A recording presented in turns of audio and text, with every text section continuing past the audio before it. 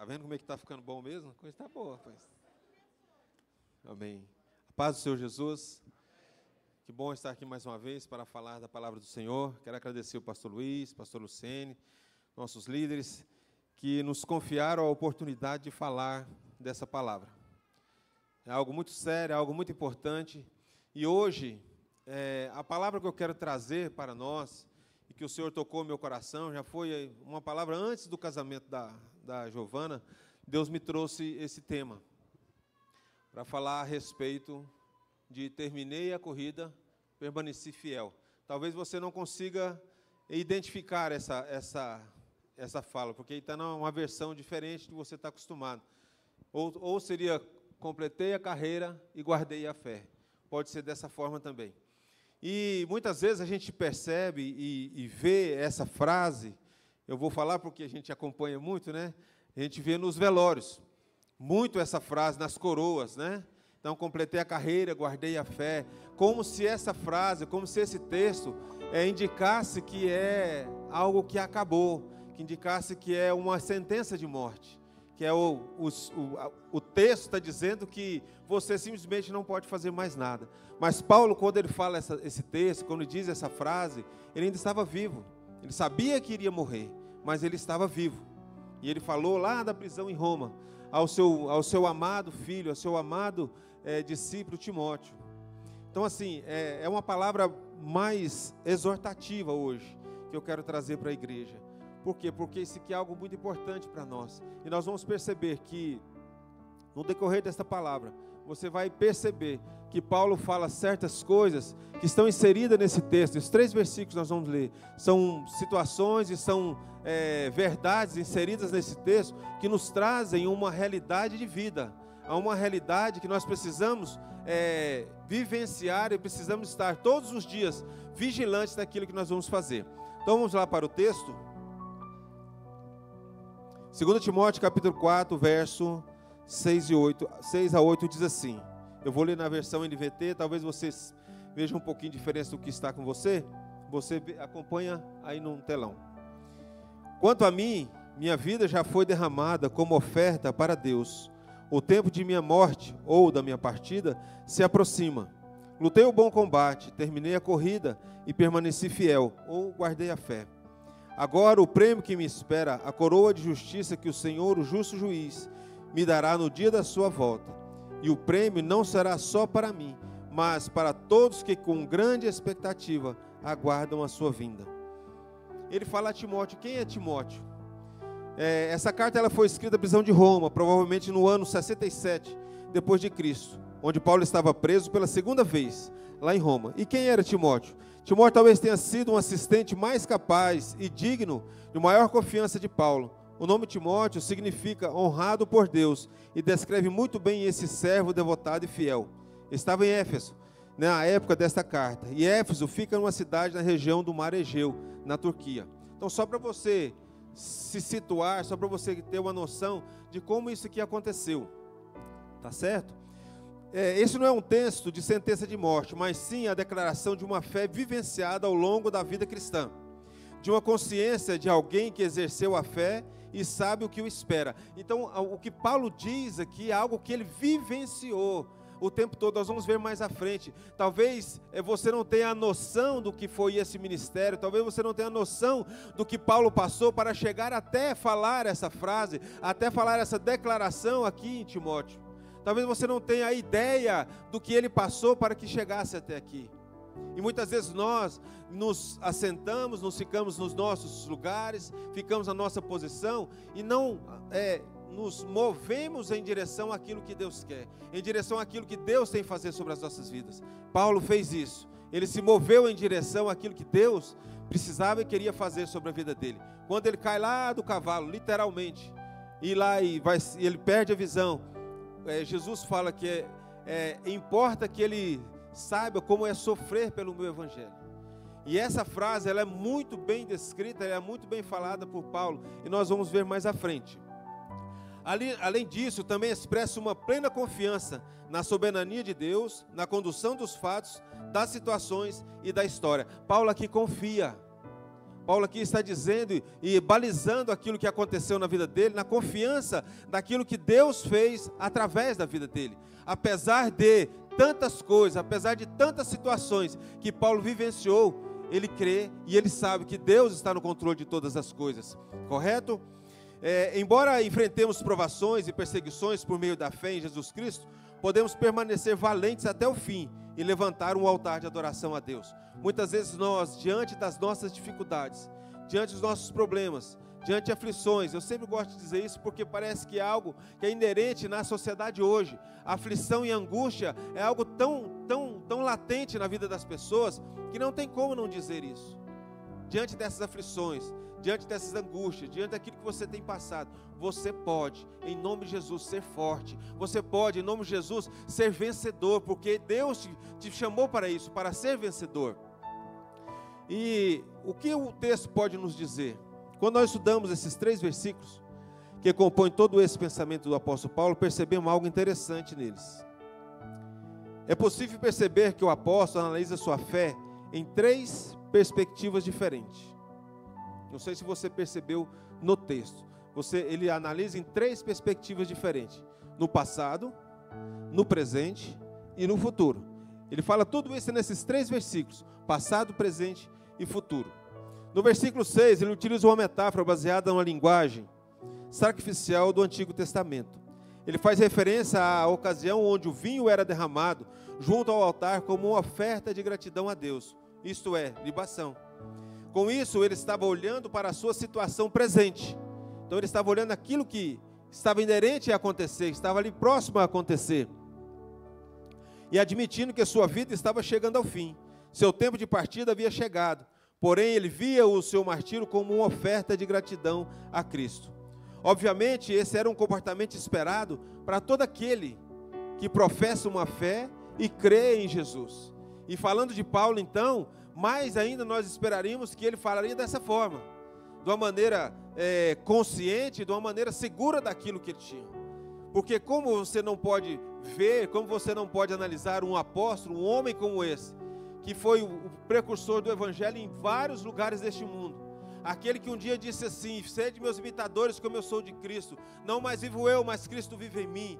Um homem que se entregou de corpo, alma e espírito a Deus. Qual seria a única ação que nós poderíamos esperar do homem desse? Era realmente crer, era realmente se entregar diante de Deus com tudo que ele tinha. E aí eu te pergunto, diante de tudo isso que você tem vivenciado, diante das palavras que nós temos ouvido, diante do ensinamento que temos presenciado neste lugar, o que você tem feito? Você tem tido essa coragem, você tem tido essa revelação, você tem tido essa atitude de seguir em frente, de desbravar aí o caminho aonde o Senhor te colocou para seguir? É uma pergunta que você precisa fazer a si mesmo, que eu fiz a mim mesmo, estudando essa palavra. Eu tenho feito isso? Eu tenho andado e desbravado o caminho ao qual o Senhor me colocou? Ou eu tenho reclamado o tempo todo? Ou eu tenho chorado o tempo todo por lamúria, por murmuração o tempo todo, das coisas que vêm me acontecendo, das coisas que vêm até mim? Irmãos, não é fácil. A vida cristã ela nunca foi fácil e nunca será. Quem te disse que a vida cristã é um mar de rosa, ele mentiu. Ele mentiu no aspecto da sua vida, no ser humano, no aspecto você mesmo, não no aspecto espiritual. No aspecto ser humano, nós viveremos situações difíceis, nós sofreremos na nossa carne, mas no aspecto espiritual, nós viveremos um mar de rosa sim, porque nós acreditaremos, nós creremos que Deus fará todas as coisas, nós acreditamos que Deus está no controle de tudo e Ele faz tudo por nós, e é só dessa forma, não tem como ser diferente. Ele entregou como um sacrifício vivo, santo e agradável a Deus. Está lá em Romanos capítulo 12, verso 1, você pode ler lá depois. Na frase, o tempo da minha partida, a palavra partida é chegado, o apóstolo usa no original um termo grego, analusis, que significa desprendimento, liberação ou soltura. Então ele está se desprendendo Ali ele está dizendo: eu estou me desprendendo dessas coisas. Eu estou me desprendendo daquilo que o mundo tem colocado sobre mim. Eu estou me desprendendo daquilo que as pessoas têm falado sobre mim. Eu estou me desprendendo daquilo que eu tenho sofrido por as pessoas vir até mim. Eu estou me desprendendo de tudo isso. O meu tempo de partida, o meu tempo de desprendimento, o meu tempo de estar com Cristo está chegando. Eu estava até falando acho que foi com a Luciana, não sei se ela percebeu. Eu acho difícil falar uma palavra desse tipo, porque eu já vi tantos testemunhos e tantos vídeos a respeito de pessoas que falam sobre a morte, que falam sobre o tempo futuro, que falam sobre encontrar com Cristo, e lá mesmo ele ficou no altar. Não volta mais, lá mesmo ele ficou no altar. Mas se for esse o caso, irmãos, que maravilha, eu quero falar igual Paulo diz: o melhor para mim é estar com Cristo. O melhor para mim é morrer em Cristo, porque eu estarei na glória, eu estarei ali, vivenciarei a melhor coisa que pode existir, que é estar na presença do nosso Deus. Paulo via a morte como uma libertação plena, a fim de poder navegar diretamente para os braços de Cristo, da mesma forma que eu estou vendo. A morte seria isso, um desprendimento, para você ir diretamente, para você navegar de uma maneira plena para diante de Deus. Filipenses capítulo 1, verso 21, 23, diz assim: pois para mim o viver é Cristo, e o morrer é lucro. Mas se continuar vivo, posso trabalhar e produzir fruto para Cristo. Eu quero ver também essa parte aqui. Então eu quero continuar vivo para produzir frutos para o Senhor. É isso? Amém? E o que me seria muitíssimo melhor. E aí ele fala, eu quero chegar nessa parte aqui, que ele fala a respeito do passado. Quando ele fala do presente, ele fala dessa parte de morte, de partir para Cristo. Ele tem essa certeza. E ele tem essa certeza.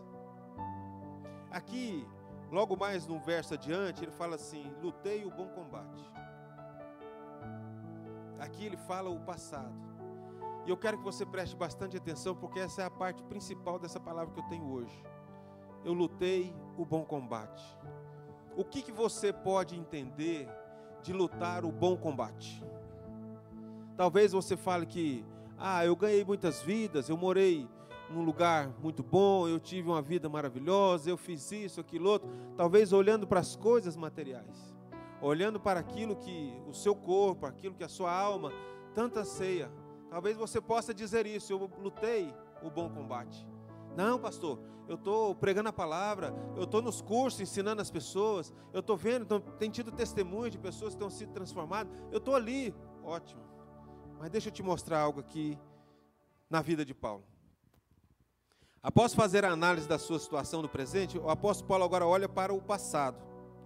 Não podemos desprezar o fato de ele ter tido bom combate. Dessa forma, ele deu ainda mais ênfase ao termo que nos foi traduzido como bom. Esse termo é o grego kalos, ou kalos, que significa excelente, gracioso, insuperável, bonito, precioso, recomendável, magnífico, admirável. Ele está dizendo isso quando ele fala: combati o bom combate. Você imagina comigo: combati o magnífico combate, combati o admirável combate, o gracioso combate, o insuperável combate. Ele está dizendo isso para nós. E você pode perceber o quão importante o apóstolo considerava ser uma vida em prol do Evangelho de Cristo. Do ponto de vista humano, essa vida era repleta de privações, sofrimentos, dificuldades e dor, como lemos no texto abaixo. É isso que eu quero que você preste atenção. Ele combateu o bom combate. Vou te dizer aqui para você, na Bíblia, o que é o bom combate que Paulo está dizendo aqui. 2 Coríntios, capítulo 11, verso 21 em diante, diz assim: envergonho-me de dizer que fomos fracos demais para agir desse modo. Em qualquer coisa que eles se atrevem a se orgulhar, mais uma vez falo como insensato, eu também me atrevo. Eles são hebreus, eu também sou. São israelitas, eu também sou. São descendentes de Abraão, eu também sou. São servos de Cristo. São servos de Cristo? Sei que dou a impressão de estar louco, mas digo que tenho servido muito mais. Trabalhei com mais dedicação. Preste atenção. Olhe para a sua vida e veja aqui a vida de Paulo, quando ele combatendo o bom combate. Fui encarcerado com mais frequência. Perdi a conta de quantas vezes fui açoitado. E em várias ocasiões enfrentei a morte. 5 vezes recebi 2 líderes judeus os 39 açoites. 3 vezes fui golpeado com varas. Fui apedrejado 1 vez. 3 vezes sofri naufrágio. Certa ocasião passei uma noite e um dia no mar, à deriva. Realizei várias jornadas longas. Enfrentei perigos em rios e com assaltantes. Enfrentei perigos de meu próprio povo, bem como dos gentios. Enfrentei perigos com cidades e desertos e no mar.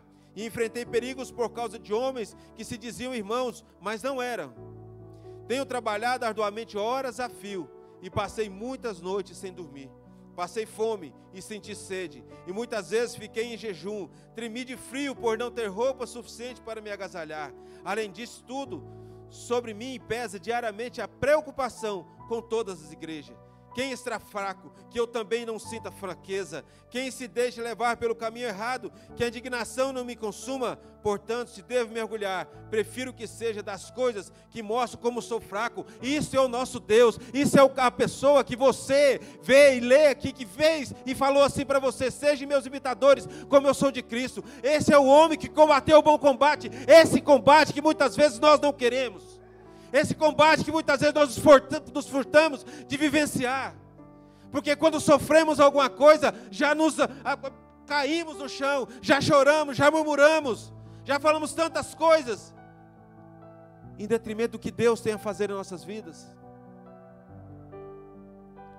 Você acha que vida espiritual, ou eu poderia achar que vida espiritual, de estar na presença de Deus, é mamão com açúcar? É viver num bliss esplêndido? É estar de uma maneira que você não tem nenhum tipo de cumplicidade, nenhum tipo de responsabilidade? Não é isso, meu irmão. Não é isso. Você vai sofrer. Você vai penar por amor a Cristo. Não é por amor a você, não é por amor por outra vida, mas é por amor a Cristo. Por quê? Porque Ele lá na cruz, Ele deu a vida por você e por mim. Porque lá na cruz Ele passou tudo isso aqui que Paulo passou. Ele passou lá na cruz. Ele levou sobre Ele lá na cruz tudo isso aqui. E Paulo não poderia de modo algum, ao vivenciar isso, dizer: eu sofri mais do que Cristo. Não. Ele passou lá no texto atrás, a vida dele está sendo derramada como libação. Libação é você derramar, como se derramar um vinho sobre um altar. Ele está derramando a vida dele, o sangue dele sobre um altar, em libação ao Senhor, como uma oferta. Como uma oferta. Sem a cobrança, sem requerer, sem pedir nada. Paulo estava fazendo isso. Porque quando pediu, que nós ouvimos, quando ele pediu um dia: Senhor, tira de mim o espinho, o que Jesus disse para ele? A minha graça te basta. Essa graça é a graça que nós precisamos. Mas do ponto de vista, preste atenção, do ponto de vista humano, todo o sofrimento. Mas do ponto de vista da fé, essa mesma vida era um combate nobre, notável, singular, inigualável, que faz valer a pena qualquer desafio e adversidade em nome de Jesus. Vale a pena, irmãos. Às vezes você canta aqui: vai valer a pena. Vale a pena. Não é valer a pena viver em berço esplêndido, não. Vai valer a pena sofrer. Vai valer a pena ir atrás das pessoas. Vai valer a pena você perder noite de sono. Vai valer a pena você jejuar. Vai valer a pena você buscar na palavra. Vai valer a pena você orar. Isso tudo vai valer a pena. Porque você está fazendo aquilo que o Senhor Jesus o comissionou a fazer. Você está sendo um servo obediente a Deus. Por isso vale a pena. Vale a pena sofrer pelo Evangelho. E ele vivenciou isso, como Jesus falou lá quando ele se converteu. Ele vivenciou isso. O apóstolo Paulo está simplesmente apontando para a verdade de que nele mesmo não há qualquer mérito. É como se aquele que se denominou como o principal dos pecadores estivesse dizendo: olha o que a graça fez comigo. O magnífico combate combati, a carreira completei e a fé eu guardei. Ele não era aquele algoz dos servos. Ele não era aquele que ia atrás dos que viviam o caminho, que professavam a fé no caminho. E aí ele pode dizer: olha o que a graça fez comigo. Irmãos, graça não é facilidade. Graça não é isso. Graça não é você poder fazer qualquer coisa. Gálatas fala muito bem a respeito disso. Não usar a graça, não usar a liberdade que você tem pela graça para fazer coisas que não estão do agrado do Senhor, que não estão dentro dessa palavra. Verificamos então as partes dessa declaração. Terminei a corrida. Ele aponta para o fato de que pela graça de Deus ele conseguiu completar o ministério para o qual foi chamado. Então, pela graça de Deus, não foi pelo mérito dele, não é pelo mérito seu, não é pelo mérito, eu vou falar do pastor Luiz porque é o nosso líder, não é pelo mérito do pastor Luiz que essa igreja está aqui dessa forma, não é pelo mérito dele que isso aqui está bonito, não é pelo mérito dele, é pela graça de Deus, é pela graça dele por nós, é pela graça dele que viu a sua vida, é pela graça de Deus que viu a vida do pastor.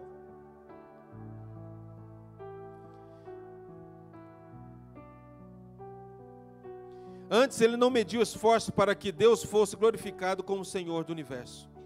O grande objetivo da carreira de Paulo, obviamente, era a salvação de pecadores através do Evangelho de Cristo, que não é diferente de nós.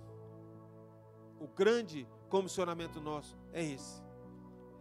É levar a palavra a pessoas, a vidas que precisam, a vidas que talvez você está lá no seu trabalho, lá onde você vivencia, que não ouviu uma vez sequer dessa palavra de Deus. Não ouviu uma vez sequer dessa graça maravilhosa que nos faz entender e compreender aquilo que Deus quer sobre a nossa vida.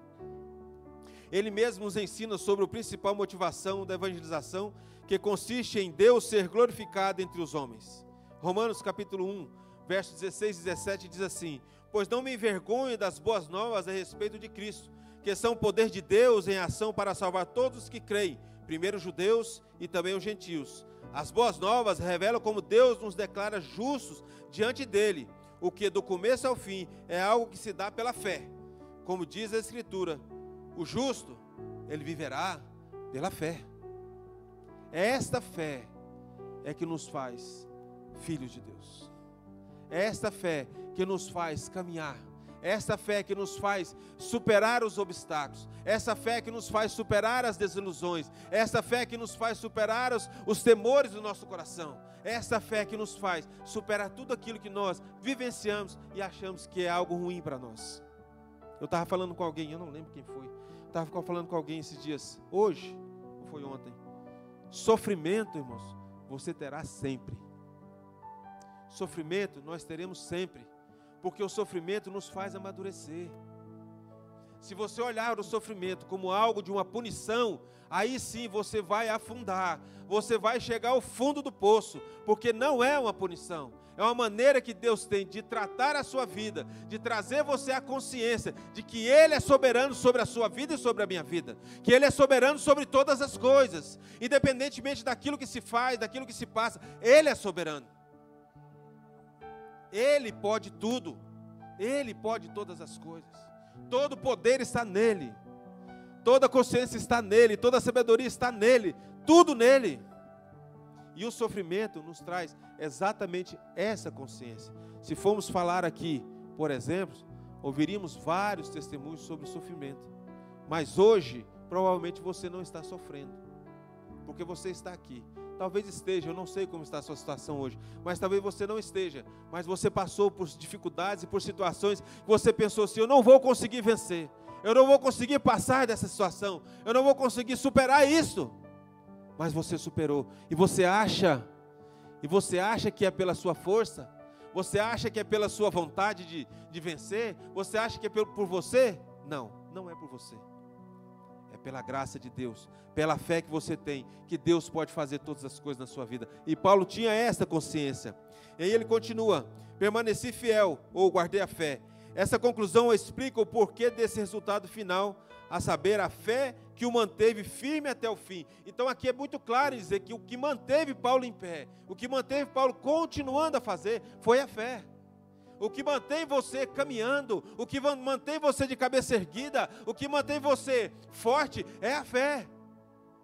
Não pode ser outra coisa, não tem como ser outra coisa. Precisa ser a fé. Essa consciência nós precisamos trazer em nós. que a fé, ela é o firme fundamento das coisas que espera, a prova das coisas que não se veem. Então você não vê, você não tem consciência do que está lá na frente, mas você tem fé. Talvez você projeta algo, que as coisas vão acontecer, você tem fé que chegará até lá. Mas a fé é a fé em Deus, não é a fé na sua capacidade. Deus pode te capacitar? Pode. Ele vai te capacitar? Vai, porque Ele tem os projetos e o propósito na vida de cada um. Ele pode fazer isso. Mas o mais importante é essa fé. A fé de que Deus é soberano. A fé de que Deus está no controle de todas as coisas, é que nos faz caminhar todos os dias. E aí ele diz aqui: ele lutou o bom combate e terminou a corrida, porque a fé genuína o sustentou. Acabei de dizer isso para vocês. O apóstolo já ensinara anteriormente que Deus é quem mantém seu povo firme até o fim. 1 Coríntios 1, 8 e 9 diz assim: Ele os manterá firmes até o fim, para que estejam livres de toda culpa no dia do nosso Senhor Jesus Cristo. Que dia é esse? O dia que nós encontraremos com Ele. Deus é fiel e Ele os convidou a ter comunhão com seu Filho, Jesus Cristo, nosso Senhor. Então a fé vem por essa comunhão, a fé vem por estar próximo de Deus, a fé vem pelo ouvir a palavra de Deus, assim diz. Ela vem por isso. Se nós não o fizermos, como teríamos fé? E no futuro, quando ele fala a respeito do futuro, a coroa da justiça me está guardada.